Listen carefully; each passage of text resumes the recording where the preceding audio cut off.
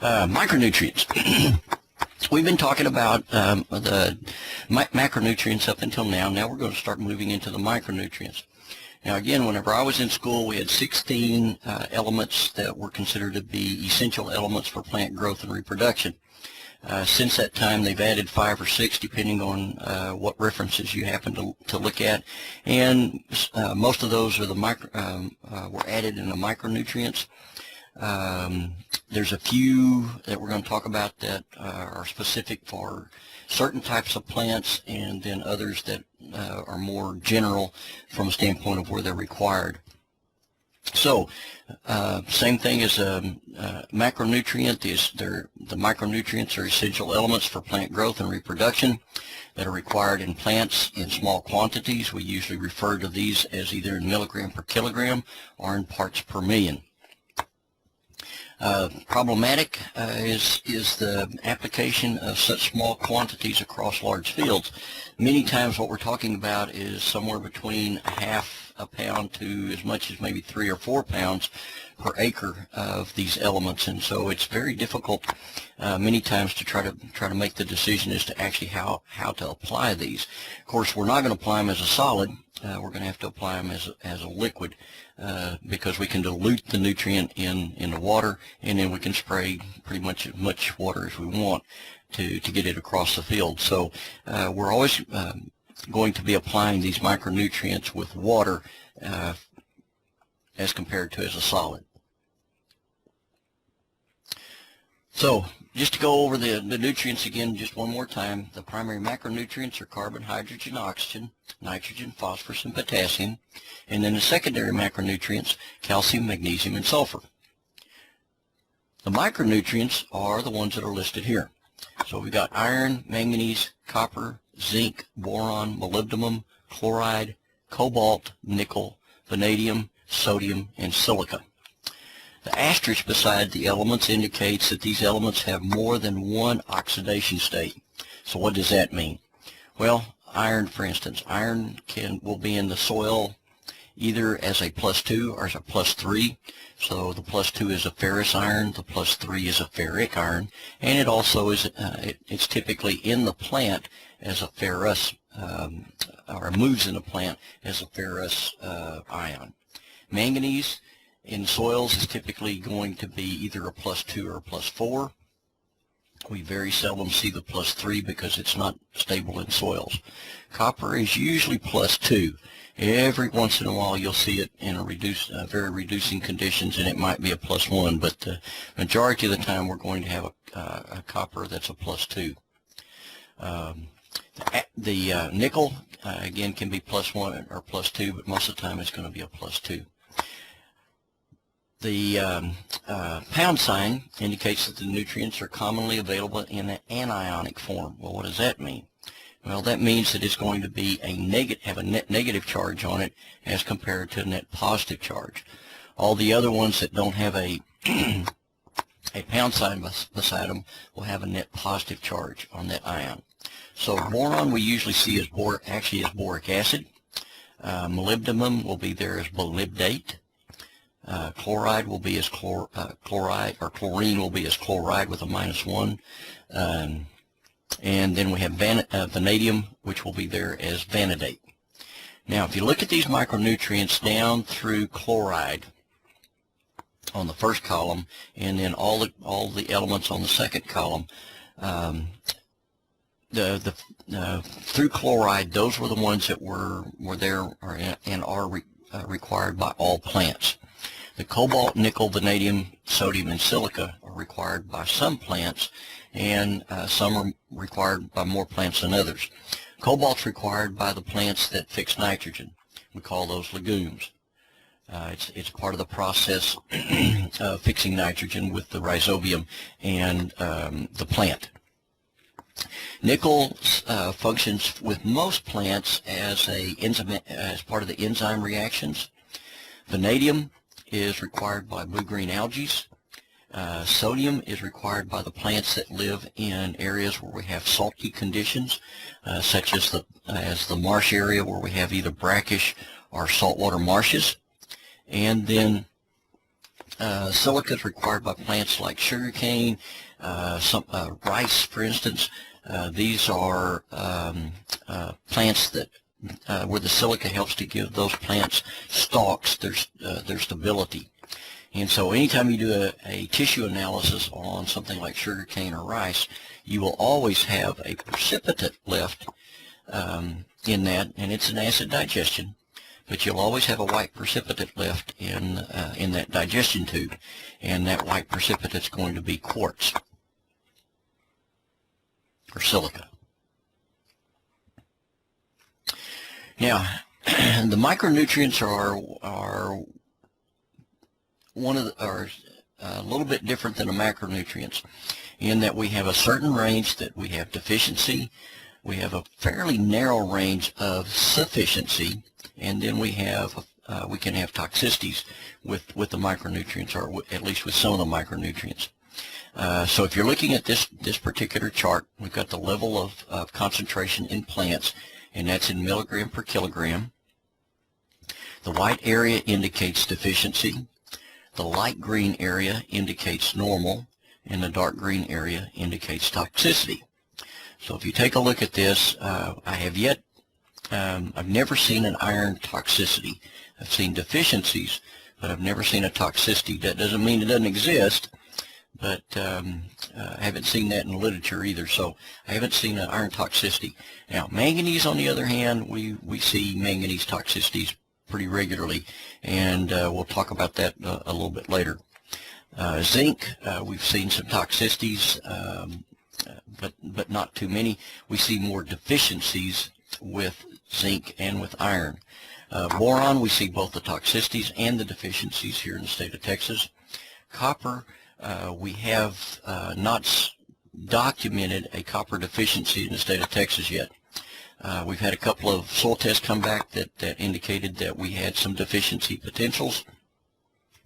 We've done some studies on a few of those sites, and have yet to get a response to copper that's been applied to the soil.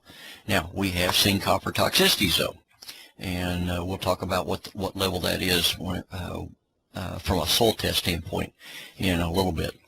Molybdenum, we haven't seen any toxicities. We've seen a few deficiencies, but that's usually corrected by adding molybdenum to the seed, and then we take care of that potential issue.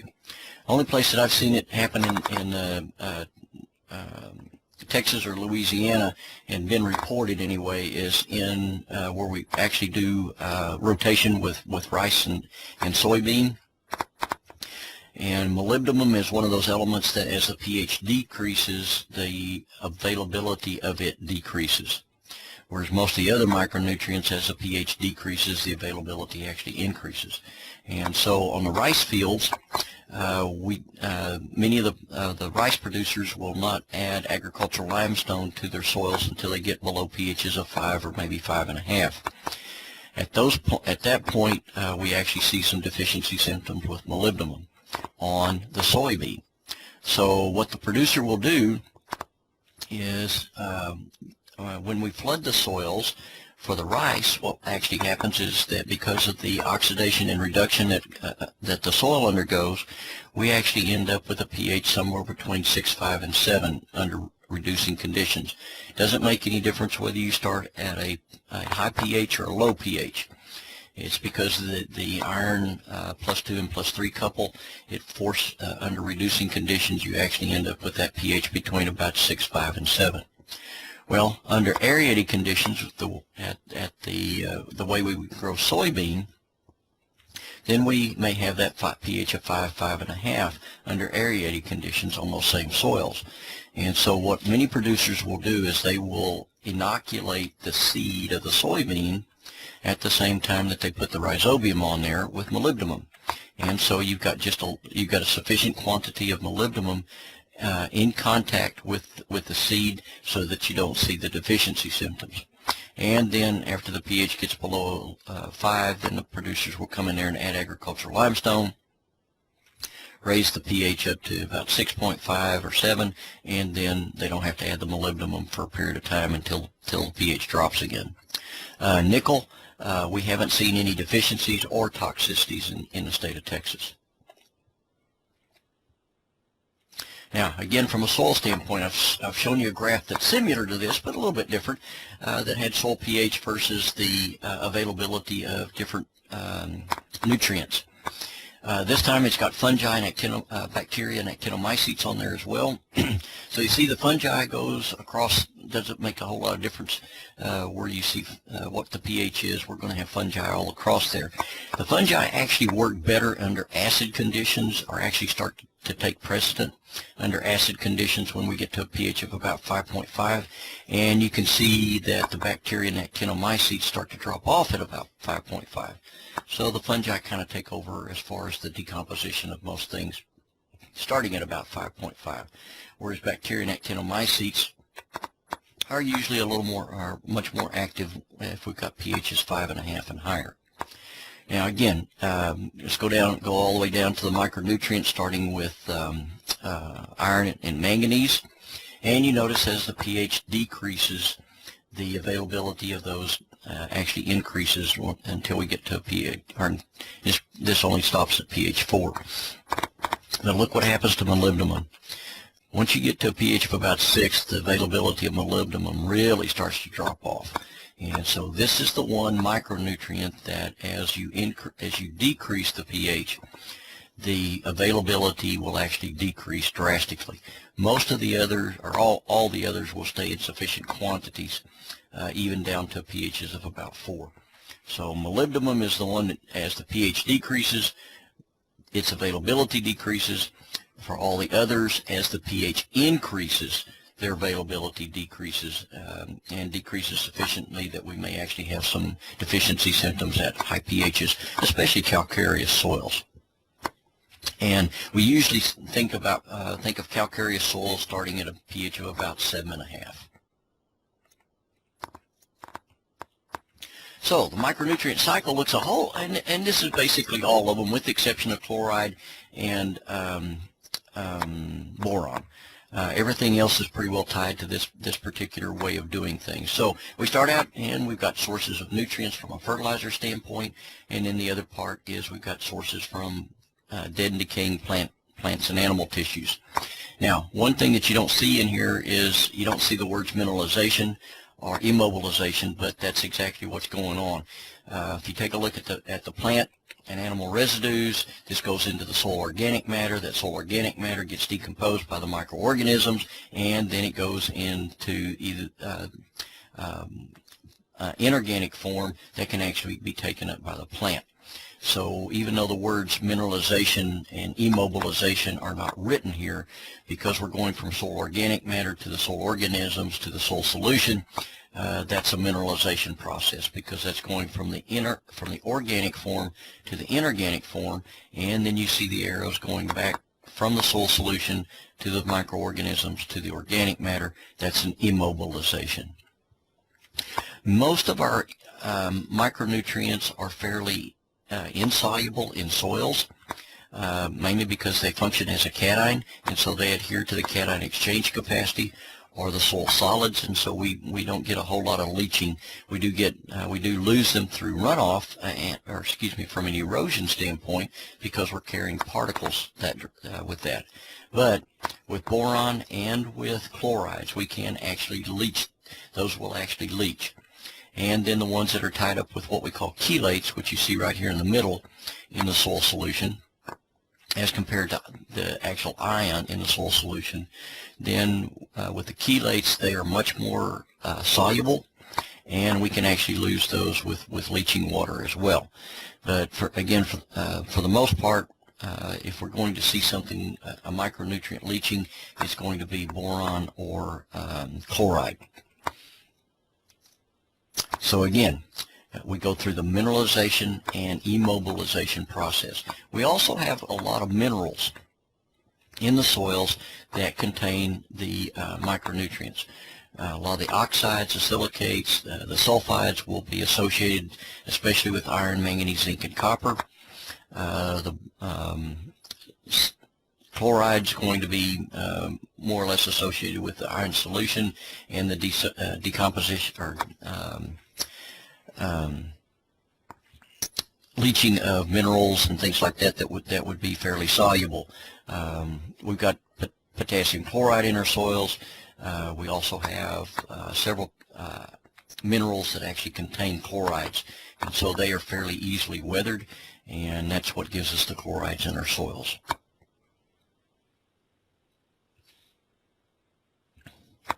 So let's talk a little bit in general about some of the micronutrients, how they're available in the soils and how they move in plants.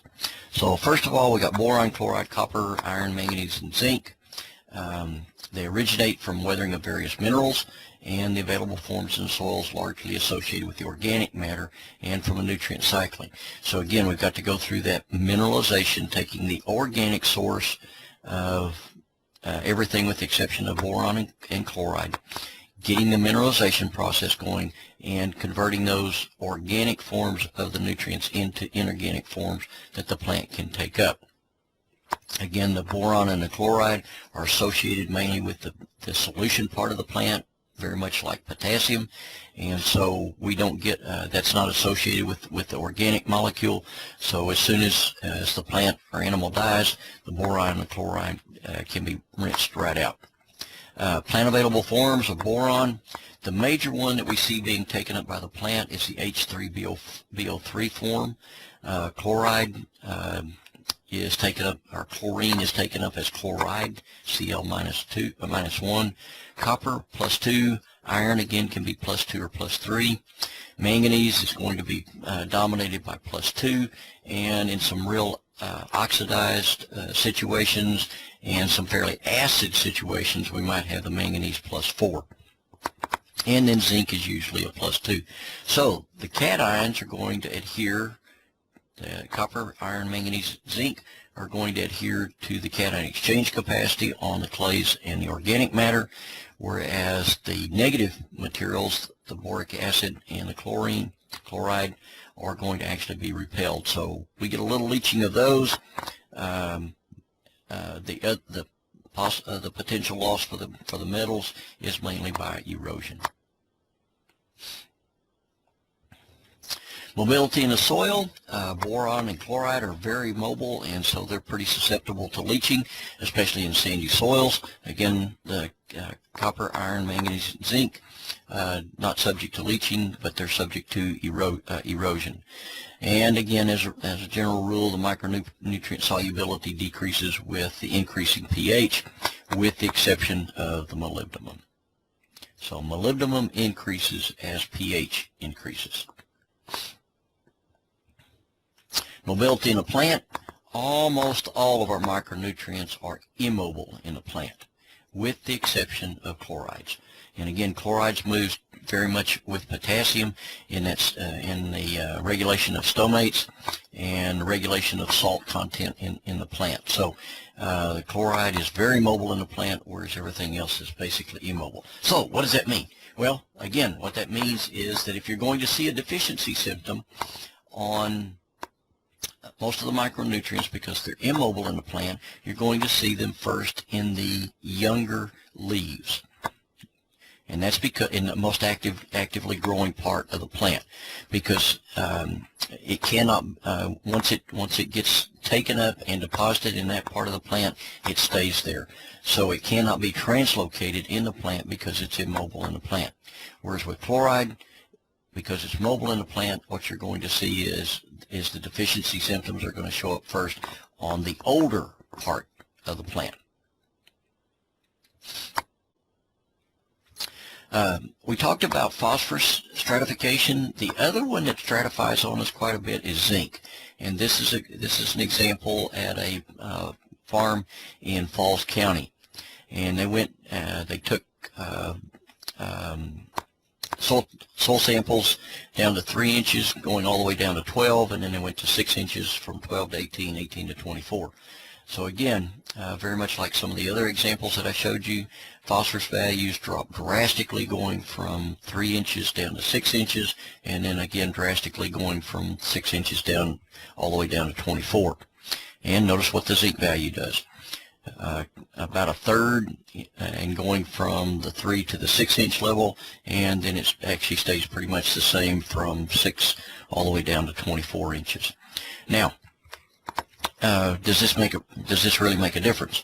Well, if you're looking at zinc, we need about 0.02 or 0.03 milligrams per kilogram in the soil to actually, in the soil solution, excuse me, to be able to, no, from a soil test value, excuse me, from a soil test value to be able to maintain the plant. So even down to 24 inches, this would actually be in pretty decent shape for zinc.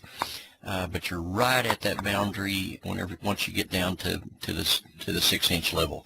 So again, there's a potential for some deficiency symptoms if it's a very dry year and the plants are having to really push the roots, especially below the 6 inches. Same thing, or in this case, the phosphorus.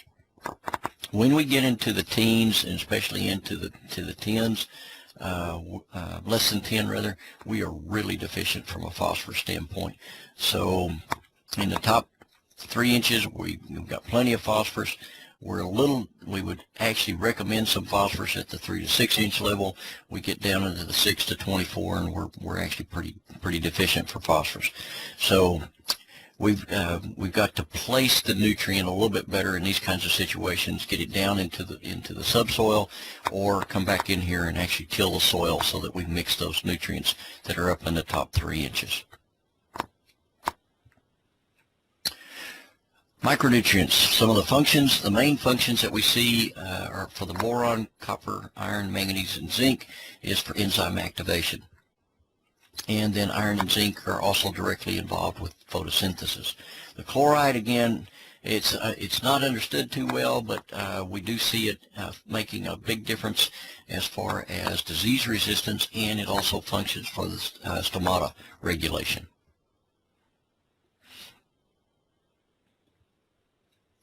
Deficiency symptoms, and again, you're not going to, the deficiency symptoms that you probably can pick out are going to be nitrogen, phosphorus, potassium, maybe zinc and copper, excuse me, zinc and iron. But those will be typically about the only ones that you're really going to be able to pick out. Maybe sulfur as well, but the majority of the time when we have one deficiency symptom, we probably are going to have multiple deficiencies, and so it makes it, the plant is, tries to tell us what's going on, but sometimes it's pretty difficult to actually diagnose what's actually going on. So the best thing to do is take tissue samples from the area of the plant that's growing well, and from the area of the plant that's not doing so well, get a tissue analysis and a soil test analysis at the same time, so that hopefully you can make the decision as to what's actually the deficiency. But if we were to separate all the nutrients, or have all the nutrients with the exception of boron or any of the others, what you would actually see from a boron standpoint is stunted growth and failure for the growing point to actually mature. The chloride, we get loss of turgor pressure because, again, of the stomata regulation that it plays a role in. We get leaf tip wilt, and we finally get necrosis of the leaf. From a copper standpoint, we get kind of a grayish white color. From a chlorosis standpoint, it's not the typical yellowing that you usually think of from a chlorosis standpoint. It's kind of a bleaching, and so it looks very different than most of the other chlorotic situations that we see.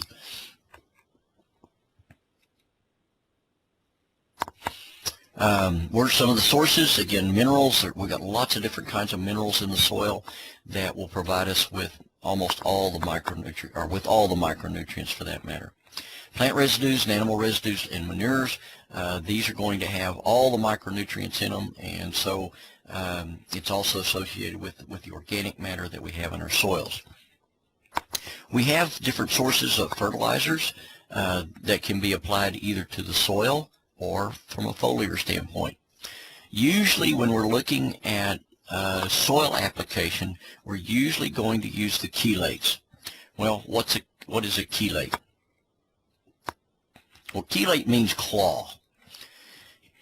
And so a chelate is basically a fairly large organic molecule that has the ability to wrap around a metal like iron, copper, manganese, zinc.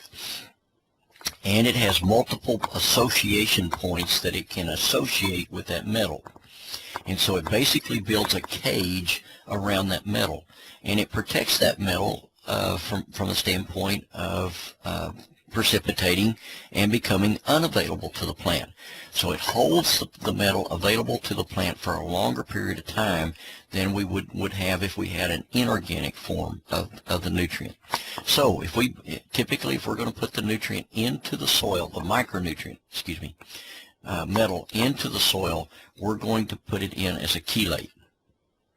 If we're foliar applying it, you can use either the chelate or you can use inorganic salts like sulfate, phosphate, nitrate, or chloride. Most of the ones that are used are going to be the sulfates because they don't have quite the salt content that the phosphate, nitrate, and chlorides have. So if you over apply them a little bit, you don't get a salt burn. Now you may have some other problems just because you're over applying a micronutrient, but you're not going to get a leaf tip burn because of the salt. And again, sulfate usually is the source that we use. Well, what about cost? Well, in the past, the chelates have been anywhere from 2 to 4 times more expensive than the inorganic salts have been. And so we normally recommend it, like I said, if you're going to use a foliar application, we recommend that you use the inorganic salts. If you're going to use a soil application, we recommend that you use the chelates.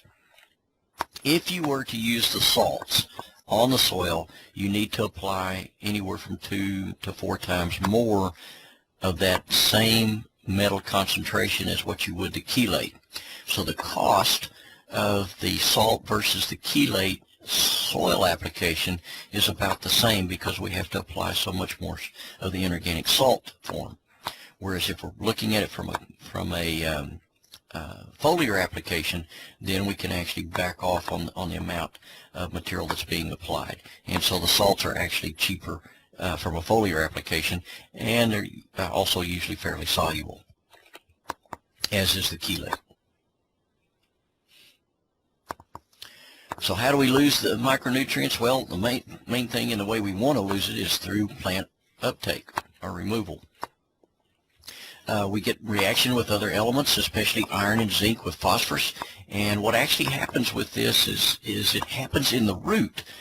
There was a lot of literature that came out early on that said that these reactions were occurring in the soil and that iron and zinc were precipitating out as phosphates in the soil, and so they were not actually getting into the plant. But additional studies have shown that the iron, zinc, and phosphorus were all getting into the plant, but the zinc phosphate and the iron phosphate was actually precipitating in the root. So there was no translocation to the growing part of the plant. So it's an induced deficiency of iron and zinc if we have excess phosphorus. Well, how do we get excess phosphorus? Well, many times we apply our phosphorus from a fertilizer standpoint, but there's not very many places where we actually apply iron and zinc. And so sometimes we can get that ratio of iron and zinc to phosphorus out of whack and have some potential issues from an induced deficiency. Irreversible absorption and occlusion. This happens mainly with calcite, and it's going to happen with almost any of the metal micronutrients. So anything that serves as a cation and is a metal from a micronutrient standpoint, again, that's going to be iron, manganese, zinc, and copper.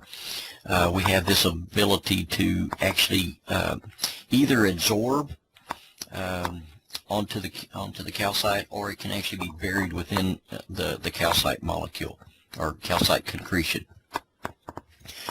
Most of them are associated with the soil mineral component or organic component, so therefore they're very susceptible to erosion. Many of them will undergo oxidation and reduction. Most of those elements, if they're in their reduced state, are much more mobile in the soil, and therefore they are actually susceptible to leaching under reducing conditions. And then the insoluble organic complexes. So as the micronutrient is associated with the organic complexes, it becomes less and less soluble as well.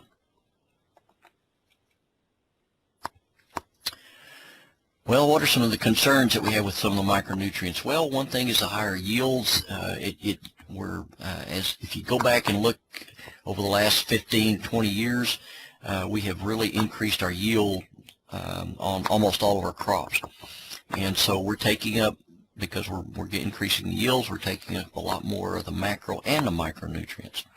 And so we're starting to see a little more the micronutrients applied, just because we're starting to extract too much from the soil, and so we don't have the supplying power that we had in the soil to begin with. So we're having to use some sources of nutrients, and again the micronutrients.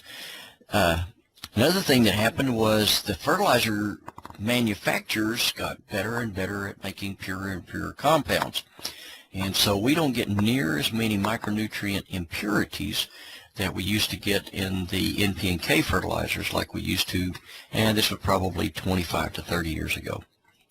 Plant availability is pH dependent. I've shown you that graph a couple of times, so especially with the micronutrients, we have a lot more pH dependency there than we do with the macronutrients, with the exception of phosphorus. Analytical techniques. Some of these work pretty well for, like I said, iron, manganese, zinc, copper, and boron, but almost all the other micronutrients we don't have very good tests for them. And so we typically will see the deficiency symptoms, and then we got to figure out what the deficiency is, and then go back and try to just apply that particular micronutrient. And many times what we'll do is we'll do a spot check.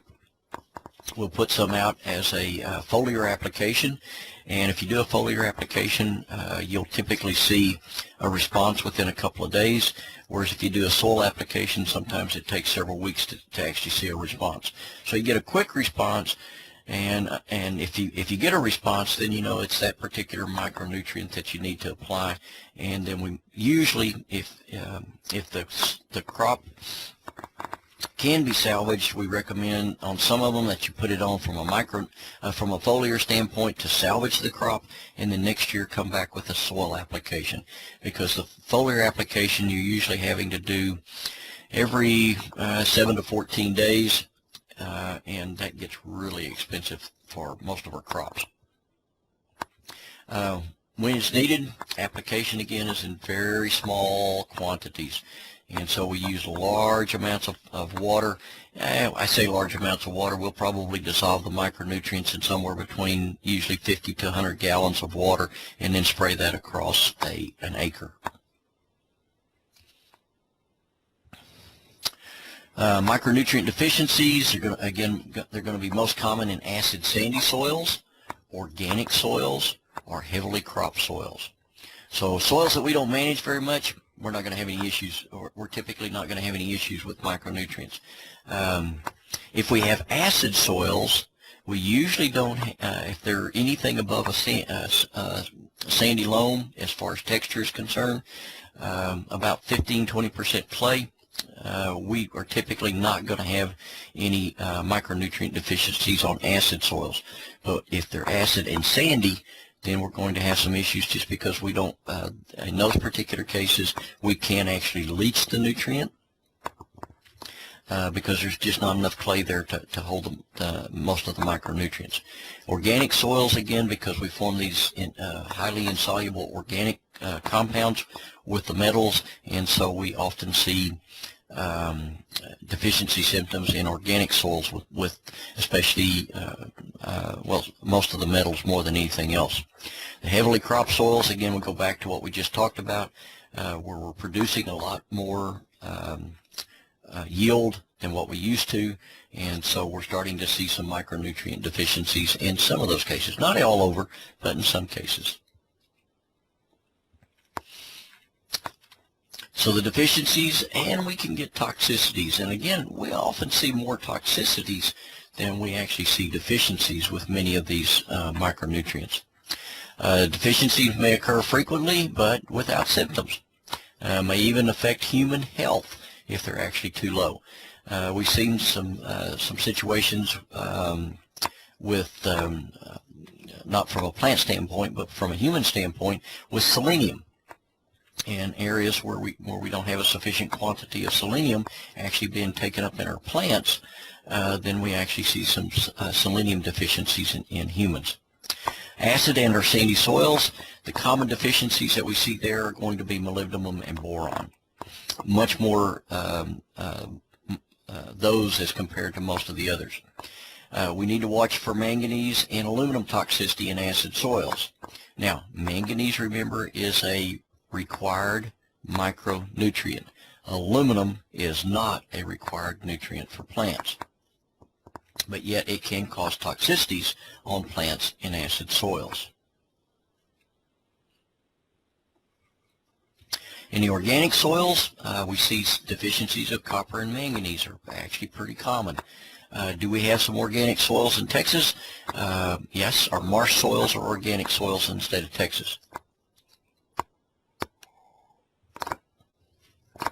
Calcareous are actually very alkaline soils.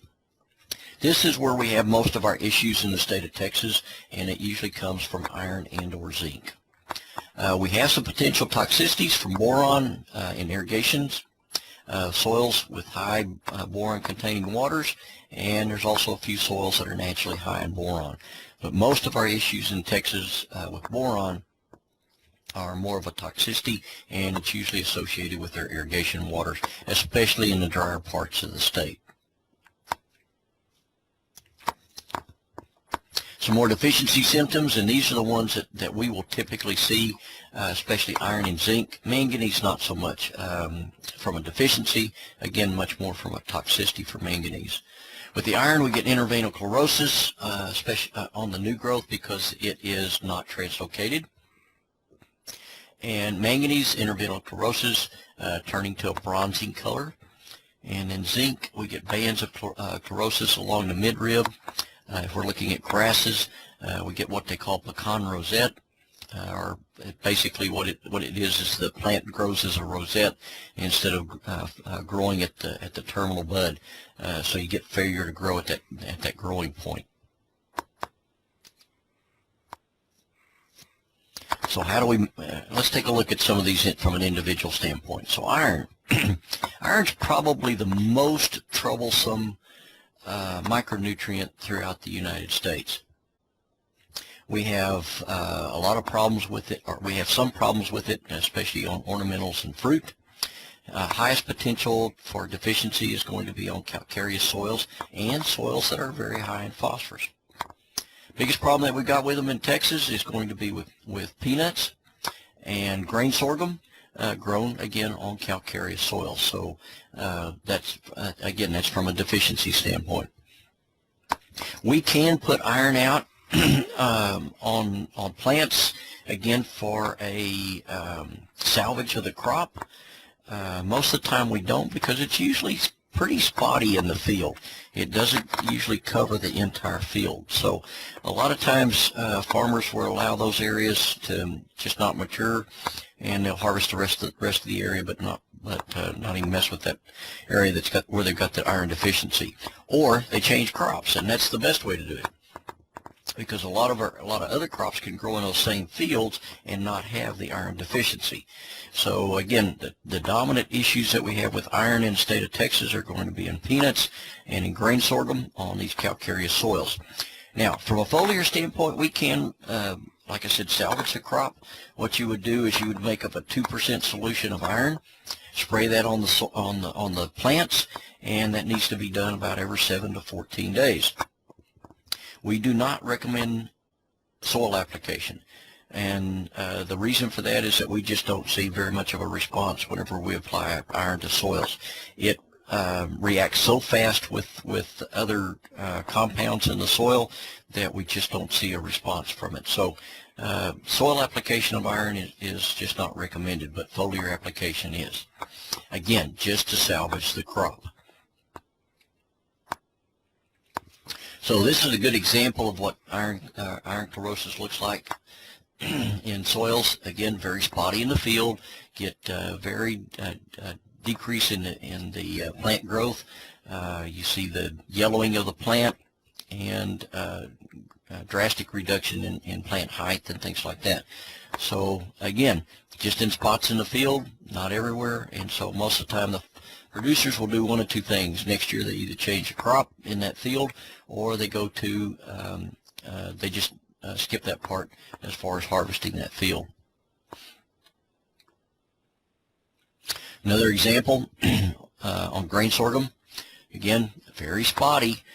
So it really, and again, even from a foliar application standpoint, you're going to spend a lot of time driving to those little spots just to put out just a little bit of iron, and so again, most of the time producers don't mess with it.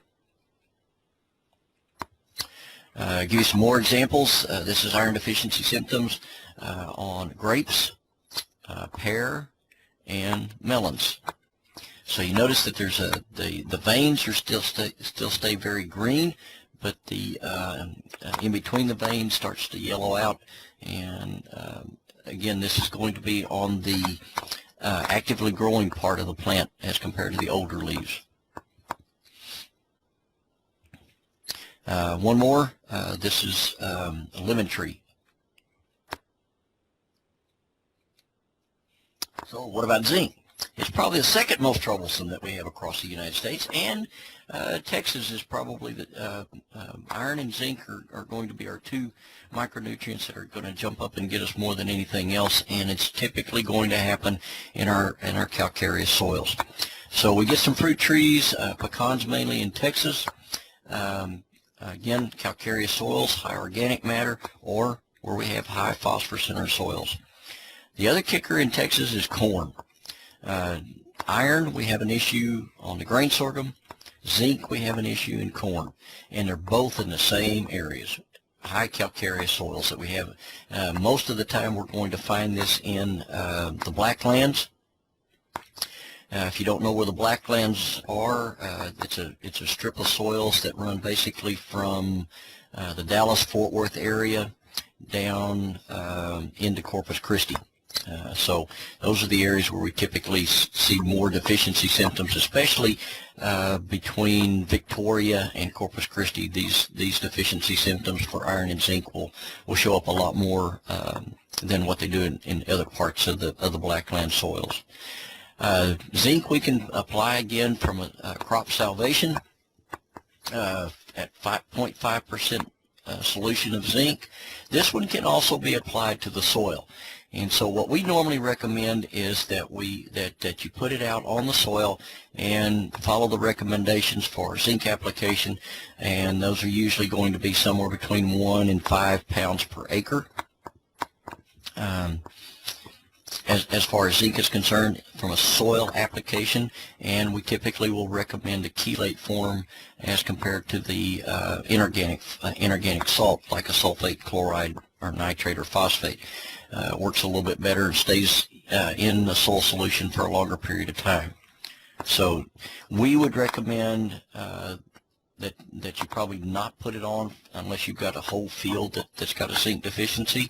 If it's spotty like the iron, like the pictures of iron that I've shown you, and zinc will do basically the same thing, then we recommend that you just either change crops or you apply the zinc the next year to take care of your deficiency symptoms.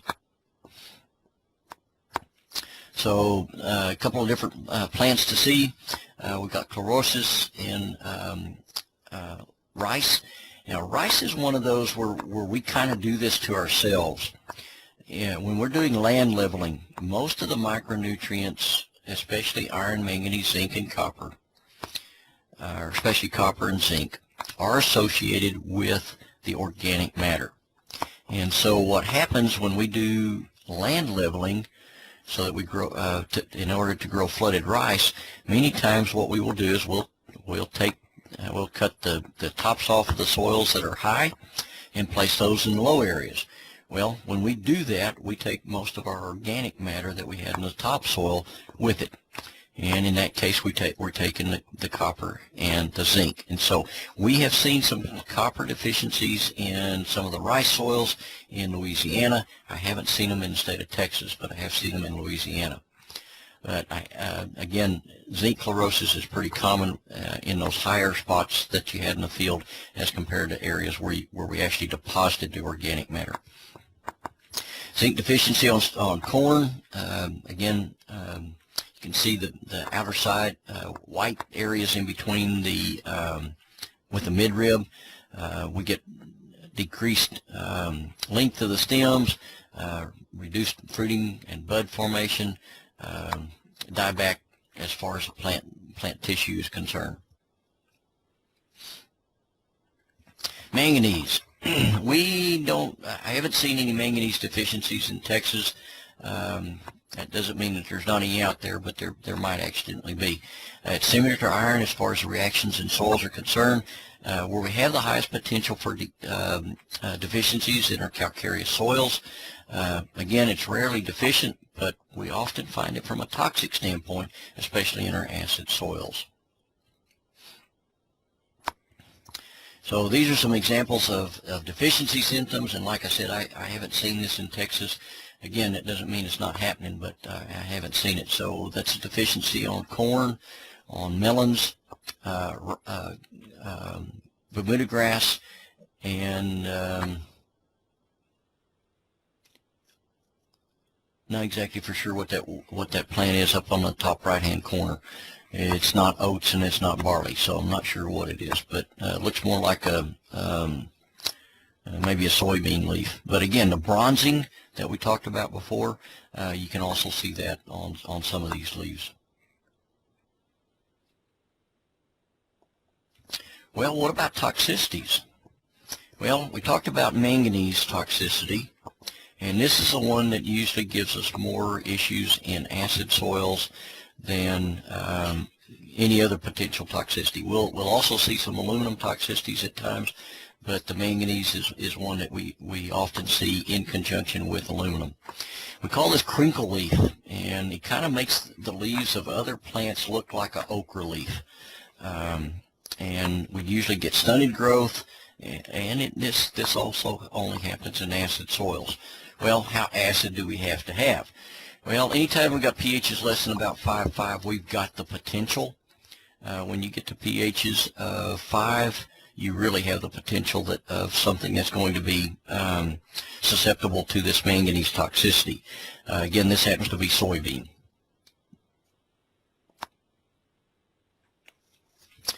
This is boron toxicity on citrus and beans, and notice that on the citrus on the right-hand side, you're looking at a plant that's got a little bit of toxicity symptom to it, and you move across to the left, and you see the most toxic deficiency or toxic symptoms that you'll see.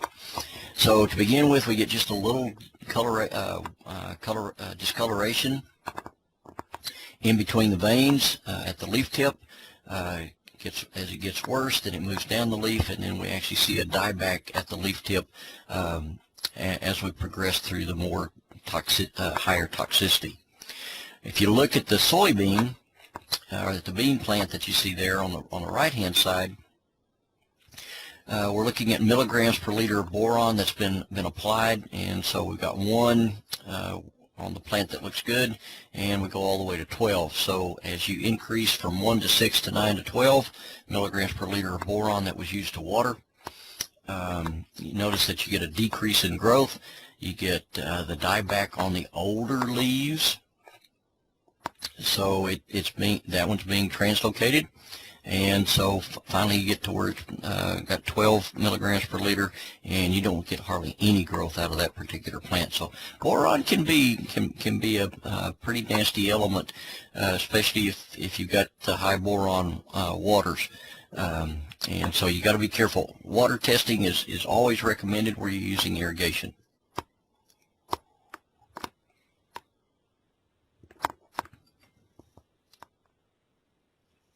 Now this is aluminum. Again, aluminum is not a required element for plants, but it plays a role from a toxicity of plants, especially when we get to pHs 5.5 or less, to plants that are susceptible to acid toxicities. Now, we have some plants that are acid loving. and they'll go down to pHs of 4.5 and do just fine. But for plants that are not tolerant of aluminum and manganese, then you start to see these deficiency symptoms. So we start to see a reduction in plant growth. We start to see the plant starts to gets yellow at the base of the plant again, and notice what the roots look like. You notice some of these roots are really big, and if you look at some of those bigger roots at the tail end of them, it looks like they've been stomped. We call that club root. So the end of the root basically looks like a club. So instead of having those nice root hairs and that nice root elongated and getting to the very fine roots that you got at most of the ends of most plants, it stubs off. So when that stubs off like that, we decrease the surface area of the root, and when you decrease the surface area of the root, you decrease the nutrient uptake and you decrease the water uptake. So you get stunted growth above ground and also from a root standpoint.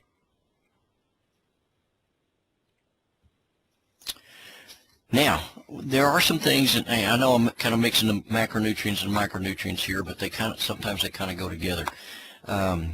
As the temperature increases, the availability of our nitrogen, phosphorus, and iron increases.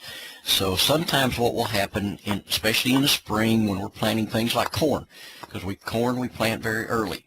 The soil temperatures are fairly cool, and so sometimes we will actually see, especially some phosphorus and iron deficiencies in something like corn. But as the soil temperature warms up, then the plant actually grows out of it.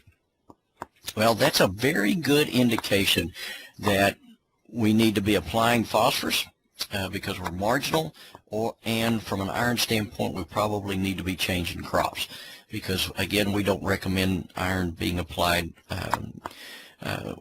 mainly from a soil standpoint. We don't recommend it too often from a foliar standpoint just because of the way it's so spotty in the field. Second thing there, the plant availability of iron and phosphorus and iron is increased as the soil becomes more reduced, and the nitrogen will decrease due to denitrification. Well, what's going on here? Well, let's talk about a rice farm. When we add water to the soil, many times what happens is we've got plenty of ferric phosphate in the soils, especially in many of our rice areas. Ferric phosphate is fairly insoluble in soils, and we don't pick up very much of it when we do a soil test. Well, when we take that same soil and we reduce it, then eventually what happens is we end up with ferrous phosphate, which is fairly soluble. So both the iron and the phosphorus become more plant available under flooded conditions. Well, what happens to nitrogen under flooded conditions? Well, if we go out and we apply nitrogen to the soil under aerated conditions, most of that nitrogen will very rapidly become nitrate. Well, we do that, we come back and we go ahead and flood the soil, and now we've got mainly nitrate nitrogen in our soils. You flood the soil, the microorganisms start using the oxygen from the nitrogen, and we get a denitrification, and we also get a nitrogen denitrification of that nitrate because the nitrogen is being reduced from nitrate, which has a +5 valence on it, to an ammonia, which has a -3 charge on it. So we're going from that oxidation to a reduction, a reduced form. And in that reduced form, then we can lose that as nitrogen gas, NO or N2O gases. And so nitrogen will decrease in flooded soils. Now, how do we take care of that? Well, again, we go back, instead of adding a nitrate form, we wait until we've got the soils flooded, and then we add an ammonia form. It is already the most reduced form of nitrogen. Therefore, it cannot reduce anymore. We're not going to lose it from a volatilization standpoint because we've got it in the correct form. Well, let's go to phosphorus. Phosphorus is going to be fixed by calcium and magnesium in alkaline soils and iron and aluminum in acid soils, and we talked about that when we talked about the phosphorus. So there's all kinds of things that can happen to these nutrients when they're in the soil or when we apply them to the soil. It always amazes me how we can actually put things in the soil and we can actually get things into the plant. Just knowing all the chemical and microbial reactions that can occur to the nutrients that we put into the soil. Pretty amazing. Copper. Again, we have not seen a deficiency in the state of Texas. We've had some soil tests come back that indicated that we had some deficiencies. We've been fortunate enough to be able to do some tests on a couple of those sites, and we have gotten no response to copper. So if you get a recommendation for copper from a soil testing laboratory, be very, very cautious of what you do. I think I talked about this before, especially from a copper and a boron standpoint. The copper, all right, let's go back to boron. I think I skipped this part. Boron, from a soil test standpoint, at 0.5 parts per million is deficient for most plants. At 1 part per million is sufficient for most plants. And at 2 parts per million, again, this is from a soil testing standpoint, at 2 parts per million, it is toxic to plants that are susceptible to boron toxicity. So we go from 0.5 part per million to 2 parts per million from a soil test standpoint, and we've gone from deficiency to toxicity. So very narrow range.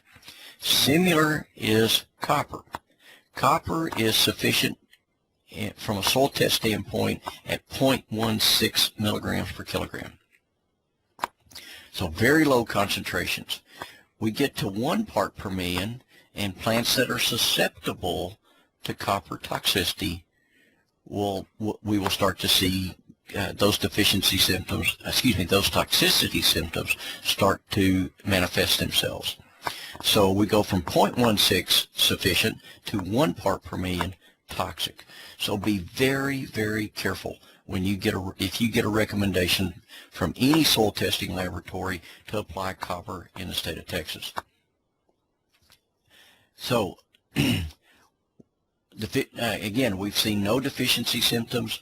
Well, let me back up on the copper here just a little bit more. Many times when you go to a store to purchase a micronutrient, they will be blends of micronutrients instead of a single source. So in other words, instead of being able to purchase iron, zinc, manganese, or copper, when you go to purchase a micronutrient, you'll find a blend that may have iron, manganese, zinc, and copper in it, all 4 of them. And you only need zinc or iron, again, mainly in the state of Texas. And if you look at the concentrations, especially the copper that's in that material, if you put out a sufficient quantity to meet your iron and or zinc requirements or recommendations, then you're way over applying the copper. So my recommendation to people is always, if you get a recommendation for a micronutrient, you get that micronutrient. Don't get the blends, because the blends will also often jump up and bite you pretty bad. So be very careful. If you're looking at a source of nutrients that has copper in it, be very, very careful with the application of that. Most of the deficiencies that have been reported in the United States have been on organic soils. Again, these are some of the ones that you might find in New York, Ohio, or even Florida. So the organic soils give us more issues for copper than our mineral soils do. Boron. Toxicities are reported in soils with boron concentrations, and again, it's mainly coming from irrigation waters. The deficiencies we find every once in a while, again, in those acid sandy soils or in soils that have been highly cropped. So highly cropped, what I'm talking about is soils that have like over the last, like I said, 15 years, we've gone from Say, for instance, cotton, producing 1 to 2 bales of cotton to being able to produce 4 to 5 bales of cotton per acre. So those are the typical places where we're going to see more of the deficiency potentials in boron. Molybdenum, we can see some deficiencies in these acid soils, and like I said, we've seen it more with the crop rotations of rice and soybean. Where we see that, we put the molybdenum on the seed, and it works. It takes care of the issue, and it's required for that nitrogen fixation. So this does a good job on the soybean. Availability of molybdenum increases as the soil becomes more basic. Always remember that. The other metals, iron, manganese, zinc, and copper, are opposite. So how do we want to manage these guys? If we can, if we can, what we want to try to do is maintain a pH between 6 and 7. Well, we'll talk about that whenever we talk about increasing the pH and decreasing the pH here in just a little bit. And the primary reason for that is because if you look at those, if you look across all the availabilities on those pH charts that I've given you, almost all the elements are at the maximum availability to the plant that they can be, between a pH of 6 and 7. So that's where we want to try to keep it if we can. What we also want to try to do is ensure that we have good soil, water, and air relationships. We don't want compacted soils. We don't want it to be too wet. We don't want it to be too dry. The primary thing that we do around our homes is we usually keep things a little too wet. And so sometimes when you're watering your grass, you may actually flood out trees, because we're putting out too much water for the trees, and usually a sufficient quantity of water for the plants, or excuse me, for the grass. So how much water you actually apply. Try to replace about, if you're in an irrigation or in a situation where you have to put water out, try to put the amount of water out that has been transpired or evaporated from the plant or the soil in a plant during that week, or within the 5 or 6 days, however often you're actually watering. We want to encourage the buildup of organic matter when we can.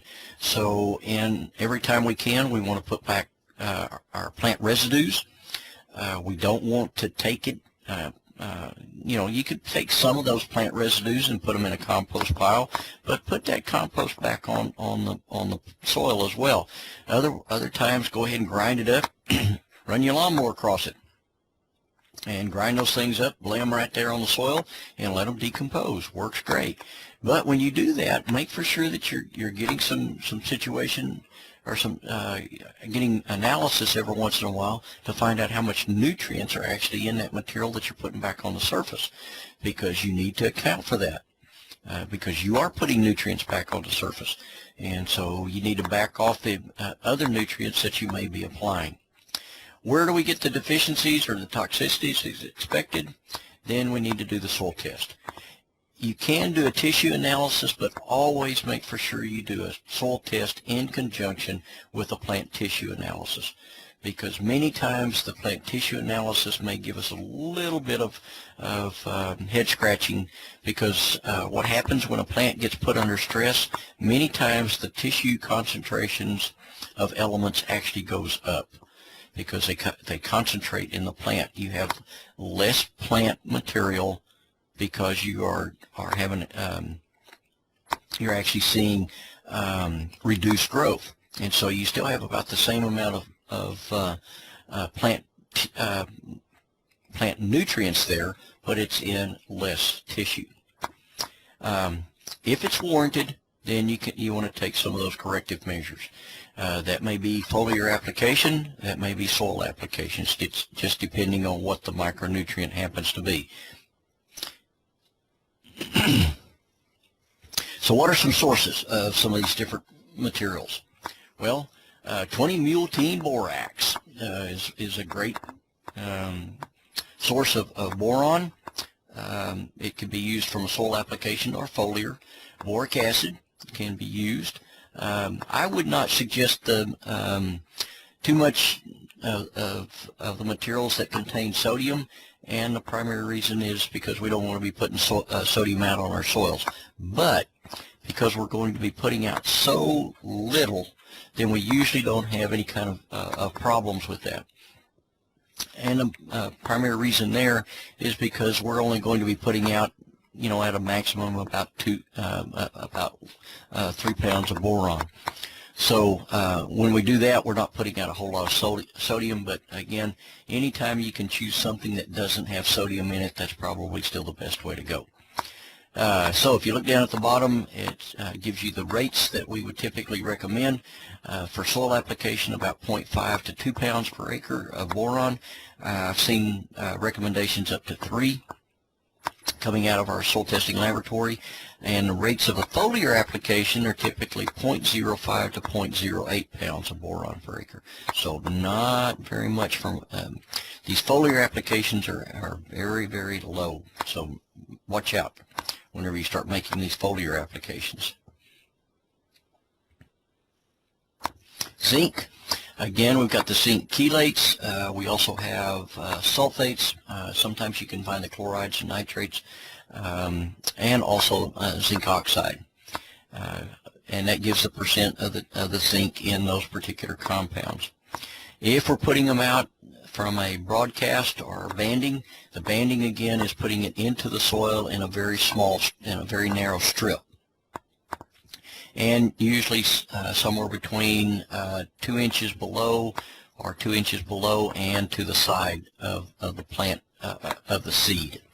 So look at the difference in the application rate of the chelate versus the inorganic forms.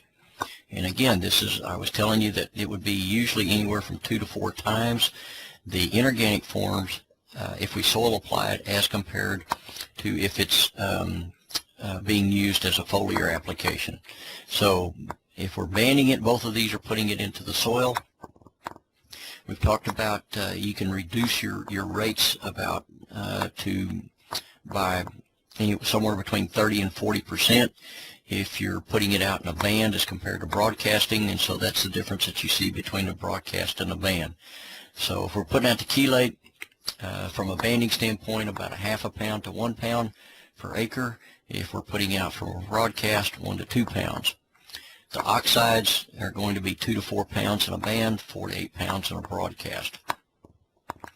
So again, you see the difference in going from the chelate 0.5 to 1 to an inorganic form of 2 to 4 pounds per acre, or 1 to 2 in a broadcast, 4 to 8 in broadcast for the inorganic form. So that's the major differences that you see. And again, if we're putting it out from a foliar application for zinc, we would put out a half a percent zinc and just wet the leaf.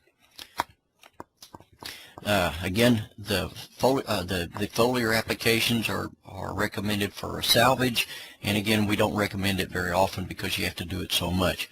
Whereas with the soil application, you put it out at the beginning of the growing season and you're finished with it. You don't have to keep coming back with it. Iron, we have some different sources of chelates. We've got some inorganic forms as well, the ferrous ammonium sulfate and ferrous sulfate. All of the inorganic forms can be used as a foliar application. We would not recommend them for soil. And again, even the chelates we don't normally recommend from a soil standpoint because we just don't get a very good remediation from soil applications. And so what we normally recommend to the producer is change crops, because you can grow a lot of other crops in that same area and not see the iron deficiencies, whereas you got some potential issues with grain sorghum. So just changing crops makes a big difference.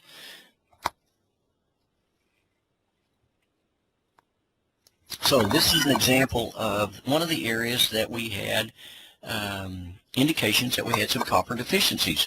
And so this was on coastal Bermuda grass. They went out and did a demonstration in Lee County, looked at the yield off of each of the cuttings and then the total yield. And if you take a look at the statistics on the individual cuttings, all of those have little A's beside them, which means that there was no statistical difference between any of the applications. So they put out a sufficient quantity of nitrogen, phosphorus, and potassium, whatever was needed to begin with, and then they came back with the applications of copper and boron, and then a combination of copper and boron. And like I said, you see no statistical difference between the application rates in looking at the copper and the boron. So again, be very, very careful if you get a recommendation for copper and or boron, just because of it's kind of like the old Brill Cream commercial that some of us that are old enough remember, that a little dab will do you. That's exactly what happens with copper and boron. A little dab will do you if you need it. Some considerations. Soil pH is a primary factor that affects the solubility, and then iron and zinc is most commonly deficient in alkaline soils, and again we see that in central, south, and west Texas. Zinc in west Texas, the iron more in the central and the south part of Texas, and zinc as well. But we typically don't see any iron deficiencies up on the high plains, because we usually have fairly red soils up in that area. Boron, most commonly deficient in those acid sandy soils, and especially the ones that have actually had agricultural limestone applied to them. Iron, manganese, and aluminum toxicity, if we've got pHs less than 5.5, for the plants that are susceptible to it. Now again, we've got some acid-loving plants that do just fine down to pHs of 4.5. So know your crop before you put out any kind of liming material. I've seen some bad mistakes with blueberries having pHs in the 4.5 to 5 range, and they came in and added agricultural limestone and increased the pH to 6.5, and now they're fighting that battle of trying to get the pH lowered, because they've got a lot of iron chlorosis on those blueberries. So be very careful. Know your plant before you start doing something to the soil to manipulate it. Organic matter decomposition is a major source of almost all the micronutrients. Again, decomposition does not play a role with boron or with chloride. High soil P levels can cause this induced deficiencies, especially with iron and zinc. We've got a pretty decent ratio of phosphorus to zinc, but we don't have one for iron. So if you've got phosphorus to zinc ratio that's over 60 to 1, you probably have the potential to have a phosphorus-induced zinc deficiency. I've heard some values on iron of 300 to 1, but that doesn't always give us a very good indication. So not exactly for sure what the iron would actually be, but the zinc is 60 to 1. Well, let's take a look at actually raising the pH of acid soils and lowering the pH of alkaline soils.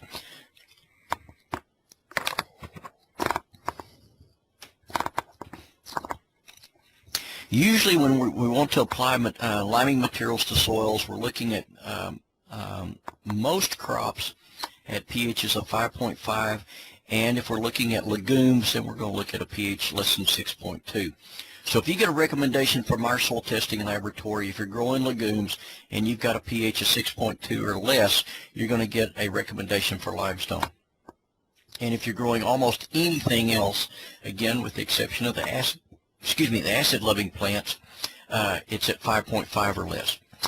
Several ways that we determine a lime requirement in soil testing laboratories. There's actually 3 ways. There's 2 ways that I've got listed here from a chemical standpoint. One is through a titration with a base such as calcium hydroxide, and then there's others where we actually add a buffer to the soil.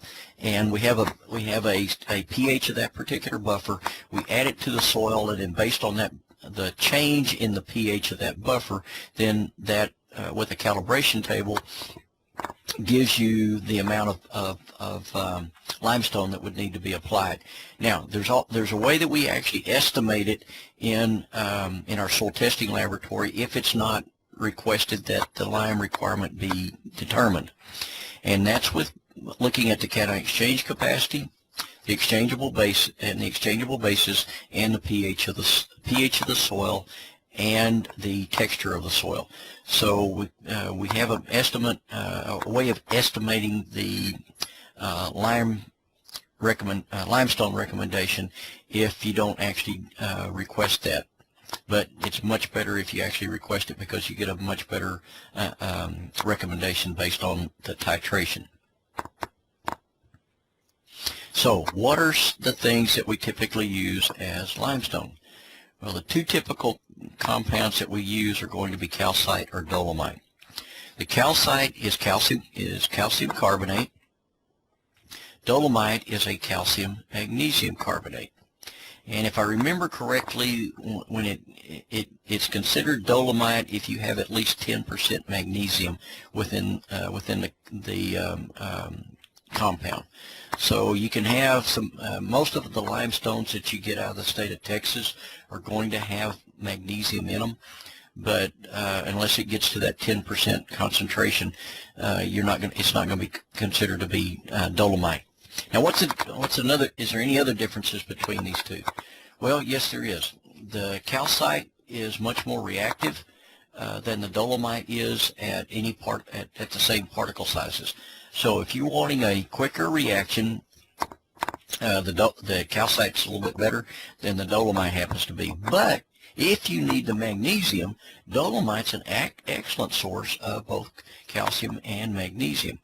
And so if you need the magnesium, and many times on these soils that we apply that we need to apply limestone to, many times we do have lower concentrations of calcium and or magnesium. And so in this case, we do two things. We raise the pH, and we add calcium and or magnesium if we need it. So it's a secondary effect, but many times that calcium and or magnesium is needed, even though that was not the primary reason we applied the limestone. Now, this is key. We do not have a lime law in the state of Texas. So you need to make for sure, if you are going to purchase limestone, that whoever you're purchasing that limestone from can answer the question of what is the effective calcium carbonate equivalence of that material, because that is how you base your application rate. When you get a recommendation from soil testing laboratories, they will tell you what their recommendation is based on effective calcium carbonate equivalence. We base ours on 100%. I've seen some laboratories that will base theirs on as low as 85% effective calcium carbonate equivalence. So that's what you have to go by. And if they can't tell you what that is, you don't purchase it, because they have no idea what they're selling. So again, the key question, you see the car commercials where show me the Carfax. Well, in this case, you want them to show you the effective calcium carbonate equivalence facts. Otherwise, you're not going to purchase that material. So, how's it calculated? Well, it's calculated based on the percent purity and the fineness of grind. So, the equation that we use is the percent purity times 1/2 the percent passing through an 8 mesh sieve plus the percent passing through a 60 mesh sieve. Pure calcium carbonate that 100% of it passes through a 60 mesh sieve is given the value of 100 ECCE. So what is an 8 mesh sieve versus a 60 mesh sieve? Well, an 8 mesh sieve means that it's got 8 holes per square inch. So it actually pretty good sized chunks of material can fall through that sieve. Well, the 60 mesh sieve is 60 holes per square inch. So it's almost like talcum powder or powder whenever it comes through that.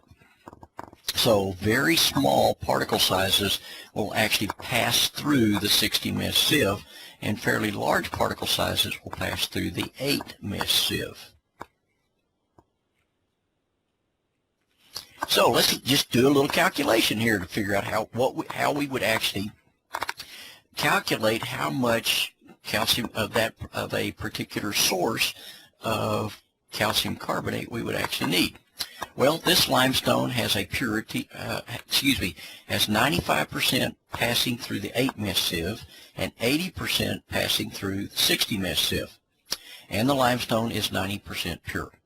So if we put that into the calculation, we got 90% pure. We have 1/2 or half of the combination between 95% and 80%. So that comes out to be half of 175, or 90 times 87.5 and then times 100 to give us 79%. So this particular material is 79% effective calcium carbonate equivalents. Well, let's get a recommendation. We get a recommendation from a soil testing laboratory, and it says to put out 2 tons per acre based on effective calcium carbonate equivalents of 100%. Okay, so 2 tons is 4,000 pounds, right? 2,000 pounds in a ton, so 2 times 2,000, it gives us 4,000 pounds per acre. That would be recommended for an effective calcium carbonate equivalence of 100% limestone. So we only have 79%, not 100%. So we take the 4,000, divide it by, and I apologize that parenthesis there should be divided by, not a parenthesis. So 4,000 divided by 0.79 gives us 5,063, or about 2.5 tons per acre that we would need to apply of that material. Now, you notice that I said make for sure you use calcite or dolomite. There are some other liming materials that will raise the pH. The 2 dominant ones are burned lime and hydrated lime. The burned lime is calcium oxide. The hydrated lime is calcium hydroxide. Both of those are the burned lime, whenever you put it on the soil, actually generates heat, and it will burn the plant tissue, because you've got water in the plant tissue. So if that material hits the plant tissue, you'll actually desiccate the plant tissue if you put very much on it. So that is not a material that you want to put on the soil. The calcium hydroxide won't necessarily generate heat, but both the calcium oxide and the calcium hydroxide, if it is over applied, can drive the pH up to somewhere between 10 and 12. Now, we've got big issues in trying to grow plants if we're trying to get them to grow at pHs 10 to 12. So what about if I over apply limestone from the standpoint of calcite or dolomite? Well, that pH will only go up to about 8.3. So even if we over apply those materials, we can only go up to a pH of about 8.3, and we got lots of plants that will grow at pH 8.3. So never, ever use calcium oxide or calcium hydroxide. Again, those are called burned lime and hydrated lime. So don't use the limes. Use something that is considered to be an agricultural limestone. That's a key. To give you an example of some different effective calcium carbonate equivalent materials, this is some work that was done by Dr. Vincent Habe at Overton. The Darko is a very fine sand. This is measuring the pH at 0 to 6 inches levels, and you see the soil pH on the y-axis and weeks after limestone application. So this goes. This is a 3-year study. So the first line, the bottom line, is where no limestone was applied. The second line is where they applied an effective calcium carbonate equivalence of 62, and then the top one is an effective calcium carbonate equivalence of 100. So when I was in school, the ECCE of 62 would be one that would probably have been recommended, and this is because we were told that a combination of particle sizes would give you the fastest reaction from the smallest particles and a longer lasting reaction from the larger particles. Well, why do you not see that in this graph? Well, we've learned some things since I was in school 35 years ago that and you can see it from this. What happens with the larger particles that you would have in the ECCE 62 material is that in that reaction that's occurring, we actually get some iron that will precipitate around those larger particles. So once you get a coating of iron precipitated around those larger particles, then that calcium carbonate or limestone, whatever it was, is no longer reactive. Well, that limestone now has been occluded in the iron. So what we see is that we get a fairly quick reaction with both the 62 and the 100, but as we go through the 3 years, the 100 lasts longer and continues to keep the pH up at a higher level than the 62 does. So what's the take-home message here? Well, the take-home message is that you want to use the highest ECCE material that you possibly can obtain in order to maintain your pHs. Now, why do we see the change in pH as we go through the year? Well, what happens in the summertime, or in spring and summer, is we're adding nutrients. And anytime we add nutrients, whether it be an organic source or an inorganic source, we are adding salts to the soil. And when you add salts to the soil, it gives when you measure the pH in water, it gives it the appearance that you are actually lowering the pH, because the salt pH actually, because of the salts that are there, we're actually measuring some of the hydrogen that's on the exchange sites. Well, in the fall, late fall, winter, and early spring, we are not putting out too much nutrient most of the time. And so we see an increase in pH. The other thing that happens is microbial activity. In the summertime, microbial activity is very high, and so we are producing a lot of CO2 in the soil, and thus once it reacts with the water, we're producing carbonic acid, which has a tendency to lower the pH of the soils. So now, when do you need to apply limestone if you're trying to grow a crop? You want to put out your limestone at least 3 months prior to the crop that needs the limestone. Why is this? It is a slow reaction. Well, an inorganic fertilizer we can put out today, we get a reaction tomorrow as far as the plant taking that nutrient up.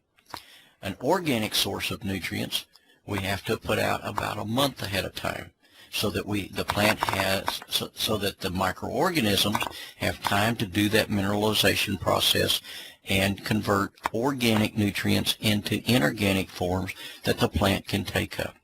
So we do have some timing issues of different materials that are applied to the soil to get the maximum use of those materials.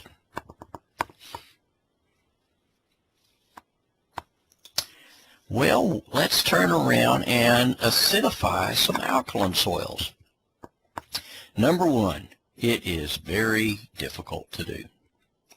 The primary reason it's very difficult to do, oh man, we got some W's in there this time. They were C's last week. Each of the W's should be, let's see, what should those be? Yeah, they should be periods again, I think. No, these are arrows. Those should be arrows indicating you're going from aluminum sulfate to aluminum hydroxide. Okay, so the W's should be arrows going back and forth as to indicate a reaction. So sorry about the W's. Again, transferring PowerPoint presentation sometimes gives us a different symbol, so I apologize for that. Going back to why these are difficult to change. What happens is that whenever we take a soil sample and we're trying to make a determination of what the alkalinity is in the soil, we take that sample, we dry it, we grind it, and we do a titration. And that titration is based on that ground up sample. So we've got much smaller particle sizes of the materials that are causing the alkalinity in the soil, which is usually carbonates. Whereas if we look at a soil just coming, if we look at a material, a soil, we dry it, don't grind it, and so we're just looking at the reactivity of those particles that are there in the soil, then we have a much lower amount of acid that we would have to apply.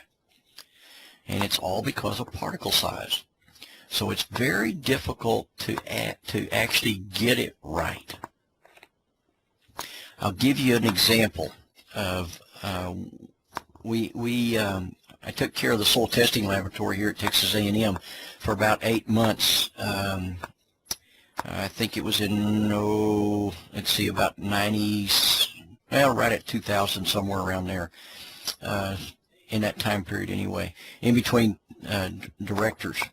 And we got a soil sample that came in, and they wanted us to tell them how much acid to apply to reduce the alkalinity of the soil because they were having trouble growing their grass. So we agreed to do it, and so we did it. We sent them back a recommendation on how much elemental sulfur to apply. They put it out, and about 6 weeks later, I get a very irate call from a football coach, and he tells me that we have killed the grass on his football field. And I says, okay, let's talk about that just a little bit. And so in the conversation, he told me that they had green stripes and 10 yards of dead grass. And so I asked him, where did they collect the soil samples from? And guess where they collected the soil samples from? They collected them from the stripes. Well, what do we make the stripes with? Limestone. And so we put out the correct amount to take care of the stripes, and so that's the reason they had nice green stripes.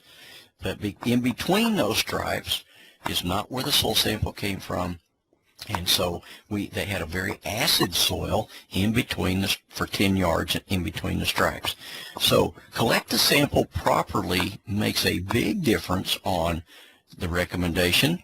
And secondly, you know, we really need to sneak up on acidifying a soil as compared to just putting it all out one time, because what happens is we get beyond the buffer capacity of the soil, depending on and there's several things in the soil that will actually buffer the pH. But what happens is we add too much acid to the system. Too much acid then goes from a fairly good pH that will grow most of our plants to a potential of having a pH between 2 and 3. And that kills all of our plants. So our acidifying soils is actually very difficult, and it's much better, like I said, if we try to grow plants that grow best in those soils as compared to lowering the pH of the soil. I'll give you another example. We had a person that was putting in all kinds of different fruiting plants in the hill country. Hill country's got a lot of limestone in the surface. Most of that area is calcareous soils, high pH soils. Their question was, how much acid do they need to apply to those calcareous soils so that they can grow blueberries? And thank goodness they asked the question before they bought the blueberries. And our recommendation to them was, don't do it, because you'll never get the pH right if you're trying to grow it in the soil. Now, if you want to put them in pots and bring in acid soil, you know, you can do that. But if you're trying to get a come and pick your own, that's a whole lot of pots of blueberries that have to be maintained for a long period of time. So thank goodness they didn't do that part. Okay, let's go back to this equation. So we take aluminum sulfate, which is alum, we add water to it, and what it does is it produces aluminum hydroxide, which has an acidifying effect, and it produces sulfuric acid. The sulfuric acid then reacts with the calcium carbonate that's in the soil to lower the pH, so it's a chemical reaction. Now, another thing that we can add is elemental sulfur. We take the elemental sulfur, it gets oxidized, we add water to the system, and the microorganisms take care of the rest. They convert it then to sulfuric acid. This takes typically somewhere between 2 and 4 weeks. And so if you're using elemental sulfur as your acidifying agent, there's no need to go out and check your pHs to see what's going on until you've got at least a month of time. And you know, it also depends on what the temperature is. If you do this in the wintertime, you'll probably need to wait for a couple of months. You do it in the summertime, 2 to 4 weeks, you should see some changes. Now, the alum is a fast reaction. I would go out and check the soils in 1 to 2 weeks, and you should have a change in the pH. So what are the typical acidifying materials that we would recommend? Well, we would recommend alum, again, which is aluminum sulfate, ferrous sulfate, which is the second compound that you see there, or elemental sulfur. All of these work. Again, it's critical that you know the correct amount to apply. That's always the key. Now, last week I showed you a graph, and I think I neglected to put it in this week, of how much elemental sulfur has to be applied depending on the soil texture and the pH. Well, that was assuming there was no carbonates present in any of those soils. If we look at where we've got carbonates present in those soils, for every 1% calcium carbonate that's there, effective or calcium carbonate equivalents that's in the soil, we would also need to apply 1 ton of elemental sulfur to take care of that calcium carbonate that's there. So, not only do you have to take care of the alkalinity without the carbonate, but you have to take care of the alkalinity within the carbonate as well. So again, that is based on the particle size of the carbonates, and you can really get into some issues just because of the way we handle the samples in the laboratory. So be very careful if you're going to try to acidify your soils. Again, like I said, my suggestion to you is that you grow plants that grow well in alkaline soils, and either put those acid-loving plants into a pot that you can haul in some acid soils, or don't worry about trying to grow some of those acid-loving plants in those situations.